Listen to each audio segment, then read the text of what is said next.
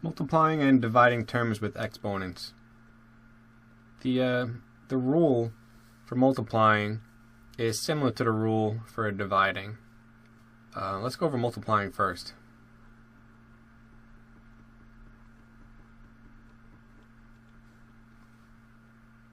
Okay, it'd be easy to look at an example. So we have 3 squared times 3 cubed. Okay, first thing I want to point out is when I'm talking about multiplying and dividing terms with exponents, it's important for them to have the same base. So in both cases, the base is 3. Let's write this out and make sense of it. 3 squared, that's really 3 times 3. And we're going to multiply this by 3 cubed. 3 cubed is 3 times 3 times 3. So 3 squared times 3 cubed is 3 times 3 times 3 times 3 times 3. So we have 5 3's here. It's really 3 to the 5th. Alright, so we don't actually have to do this step every time we write it all out. The rule is that we just add the exponents. So when we multiply, we add exponents. So another example, if we had x to the 4th times x squared, okay, we could write out 4x's and then write out 2x's, but really we just have x raised to 4 plus 2, 6.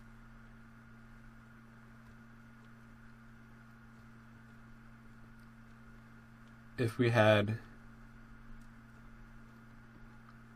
x cubed times y squared, these are not the same base, so we can't add exponents. We just still have x cubed times y squared. If we had something more complicated, like 3 times x cubed y squared multiplied by 4 x to the 4th y to the 5th. Everything here is being multiplied, so it doesn't matter what order we do it in. We can multiply these two coefficients first. So 3 times 4, that's just 12. Okay, now we'll multiply terms with the similar base. So x cubed times x to the 4th, just add the exponents, it's x to the 7th.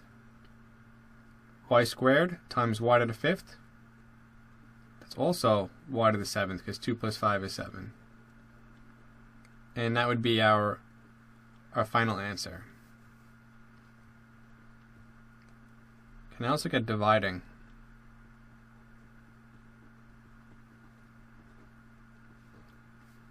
You'll see it is similar to multiplying. Alright, so in this case, let's start off with 3 to the 4th divided by 3 squared. If we write this out, we have 3 times 3 times 3 times 3 over 3 times 3. Some of these cancel out. So we're just left with 3 times 3, which is 3 squared. So when we divide, all we have to do is subtract exponents.